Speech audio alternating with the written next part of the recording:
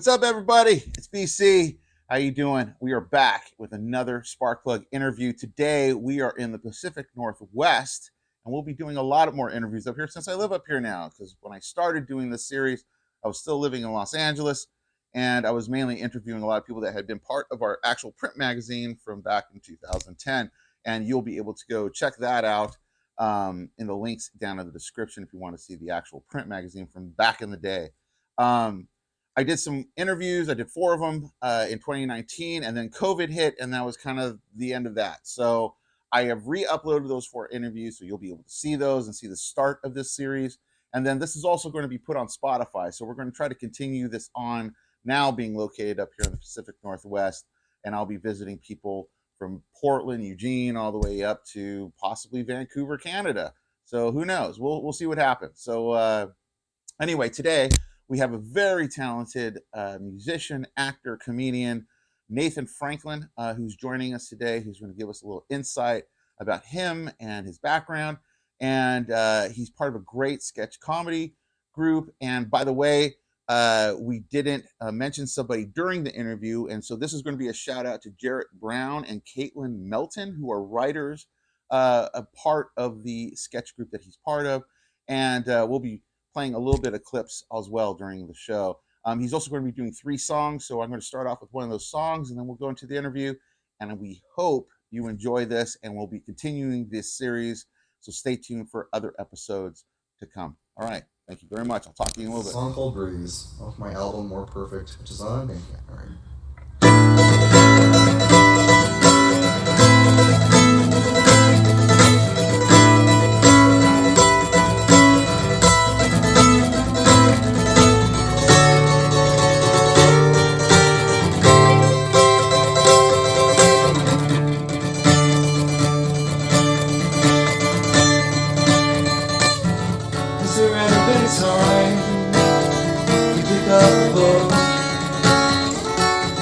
Without even taking a single look, moments find yourself on the right page.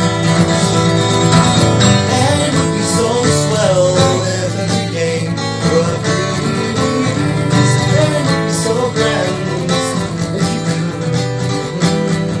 always win these. Life would seem much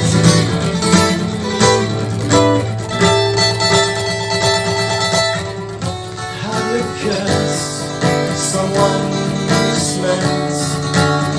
You spend the rest of your days without regrets, because you know you did the right thing. And it would be so swell if every game were a breeze. And it would be so grand if you could always win. See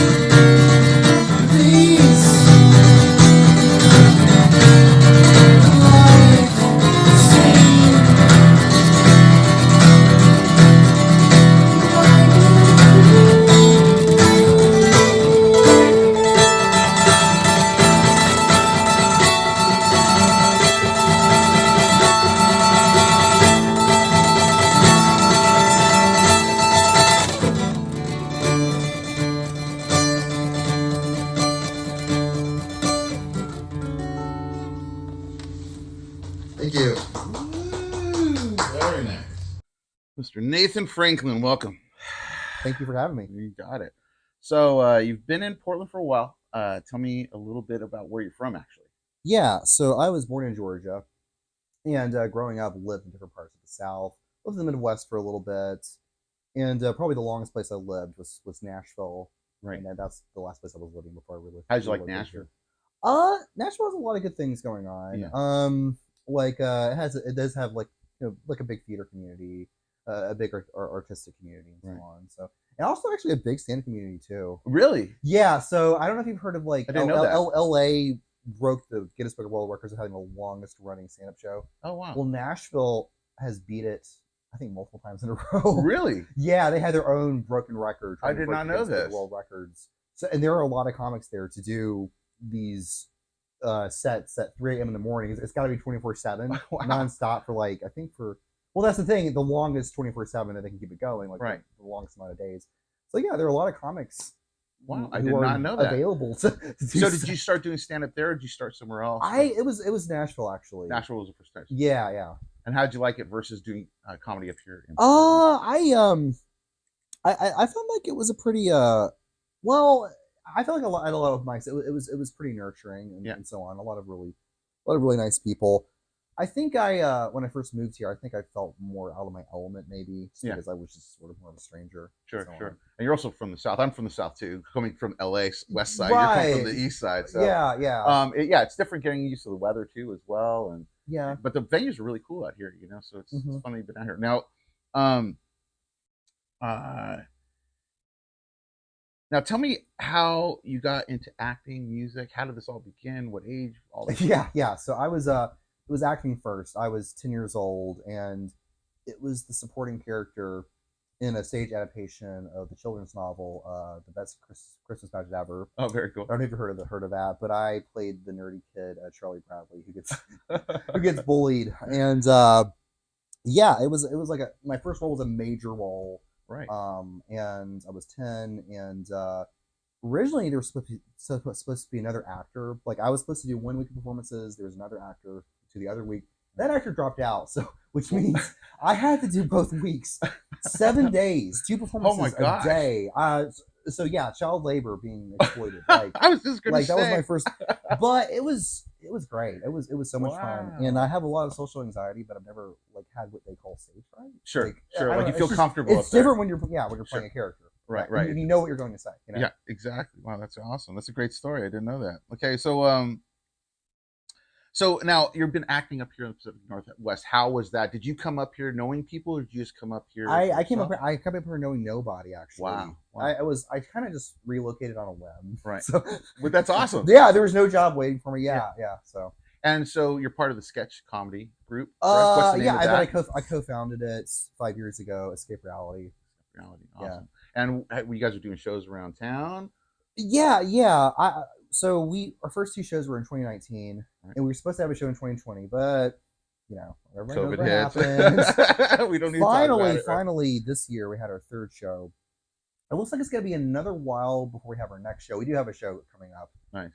But the thing is, our show takes a lot of planning, a lot of preparation. Right. Yeah. We have like really high production values where we have these specific types of props and set pieces, and they take a lot of time to make. Sure. So it's indefinite. We're going to have our next show. And now, Escape Reality Comedy presents Escape Reality Presents Fine Art presents Nihilists in Love.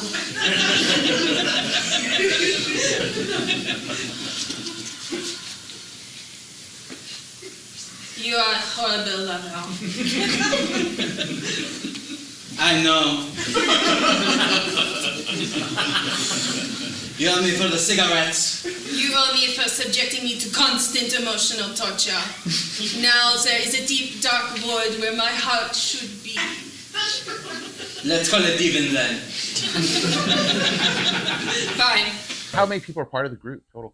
Yeah. So I would say, to be fair, there's like the 4 core members, which is myself, Nicolette Regina, Phil McNasser, and John Adams.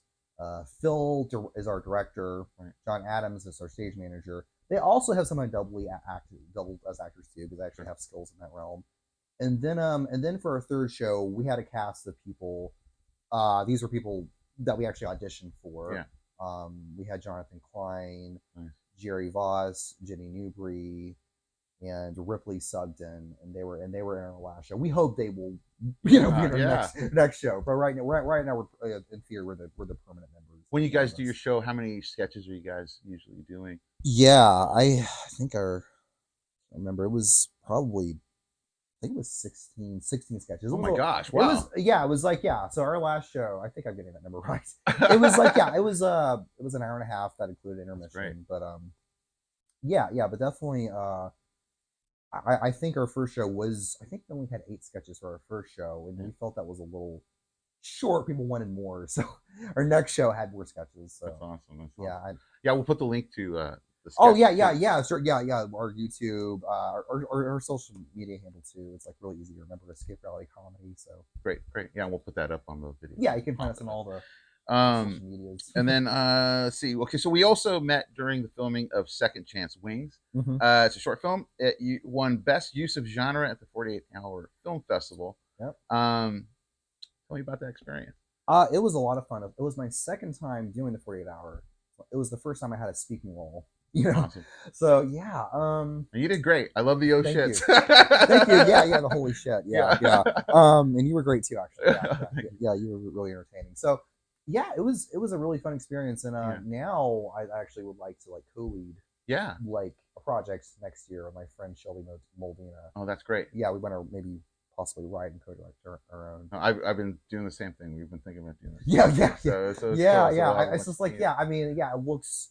I mean, we're in the process too. Yeah, it's there's just so much adrenaline, right? There's so much pressure. Right. But then again, like it seemed like so much fun. It's like now I'm gonna be the one getting stressed out, like at 2 a.m. in the morning, right? Oh my gosh, I hope I get this submitted, right? Yeah, it's an experience. 48 hours is quite a short time to write it, direct it, edit it, especially.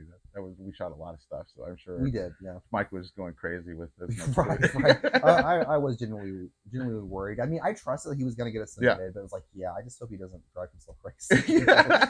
It's a lot, but he did well. He came through. He did. He came through. That's awesome. And so I also saw you performing at the Helium Comedy Club for the Portland's Funniest. Love your set, by the way. Oh, thank you. Now, how long have you been doing stand-up, and what made you go that way in the beginning? Yeah, so to be fair, I started in 2013. Okay. But I was on a 5-year hiatus, so I would say in altogether 5 years doing stand-up. If you just want to look at like how long I've been active. Sure. And it was sort of like me just kind of like trying to break away into doing comedy. It was right before I really got immersed in the sketch comedy. So. And when I started, I kind of wanted to do, Andy Kaufman was sort of like my idol. I love that. So I wanted to do really silly bits that were just absurd, and and then I started getting a sketch when I relocated to Portland. That's when my hiatus kind of started. And in 2021, I started doing stand-up again, and I just decided, I think I'll just do like the kind of stand-up where I'm just talking about my life, myself. I'm not going to try to disappear into a character or try to do. Just right, still silly bits, because I think sketch comedy is a better. Now between sketch comedy and stand up, what do you find more fun, or do you like them both equally? I honestly find sketch more fun. Yeah. Just because like it seems like there is just for me it feels less limiting. It just seems like there's just way less creative restrictions. Sure. The silly things that I would do in stand-up, it's like, okay, people don't come to people audiences, stand-up audiences, they don't come to see people do silly bits. They come to hear people just do the stuff about observations or talking about stories, right? So if you want to do something silly, but if it's all in the guise of a sketch, people totally eat that up. People don't mind you being absurd and silly in a sketch. So that's why too. I think I found it to be a better medium for what I wanted to do. I also have the profile of a serial killer, but like a different brand, more like serial killer who can pass as boy next door.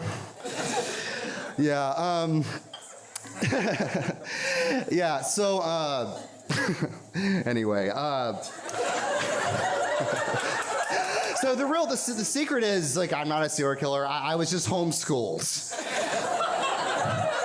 And the thing is,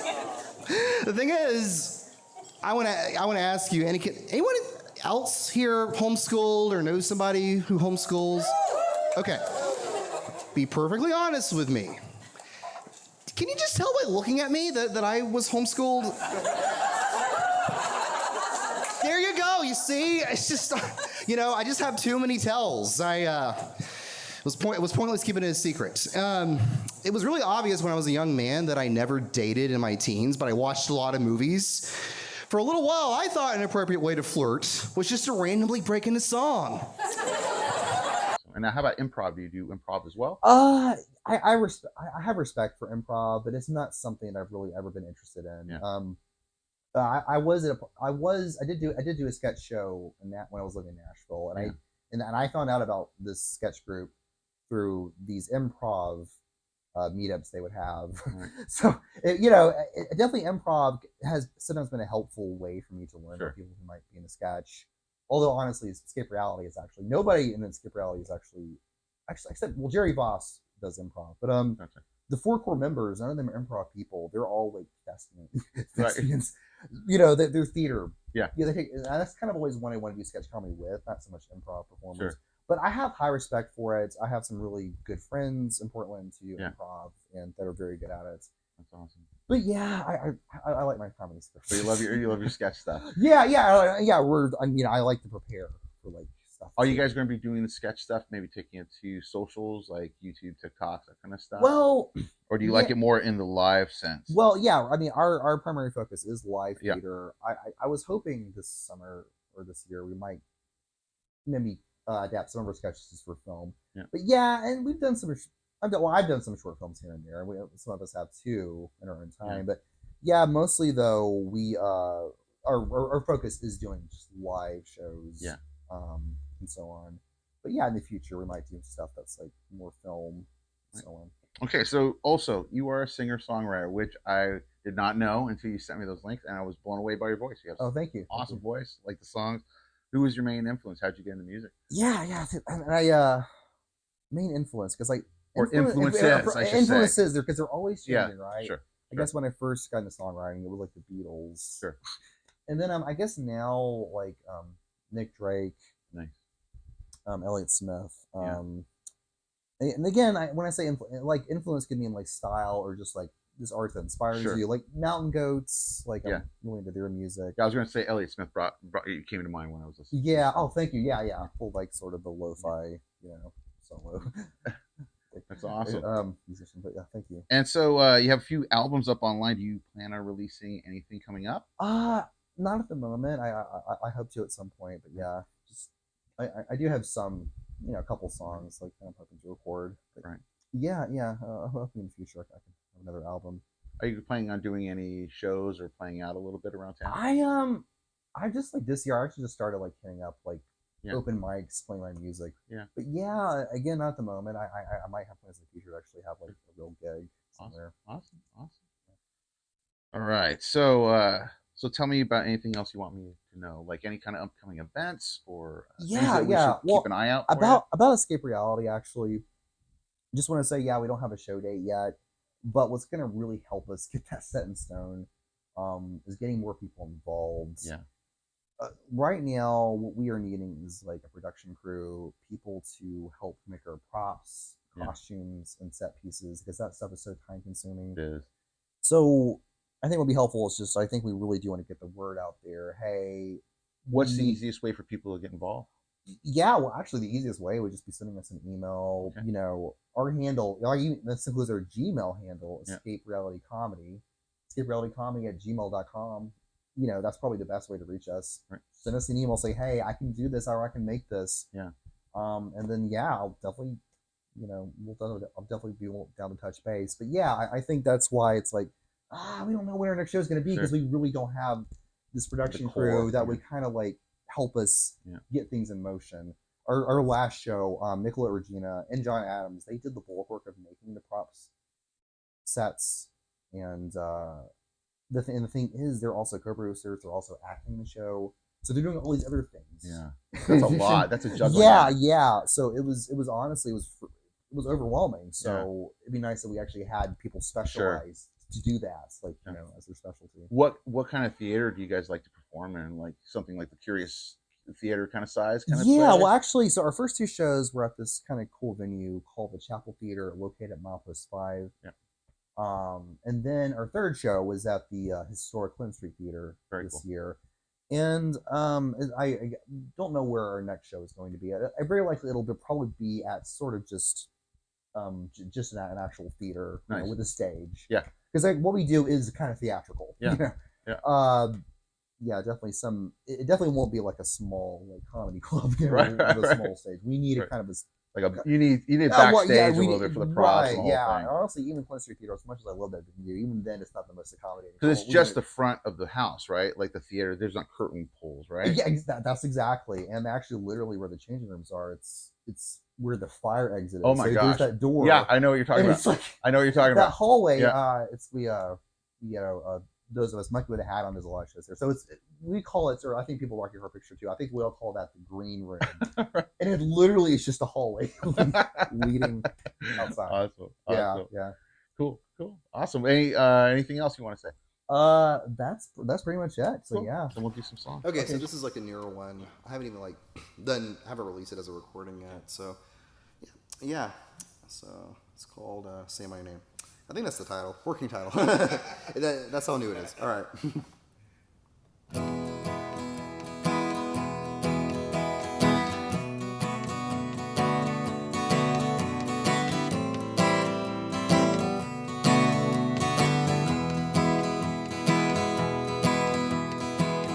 I should be lucky to have all this peace and quiet to call my own. I'm alone with my thoughts, and when the thoughts go away, I'm just alone. So many times I'm empty inside. I don't show my pain, it's easier to hide. I just need to hear someone say my name.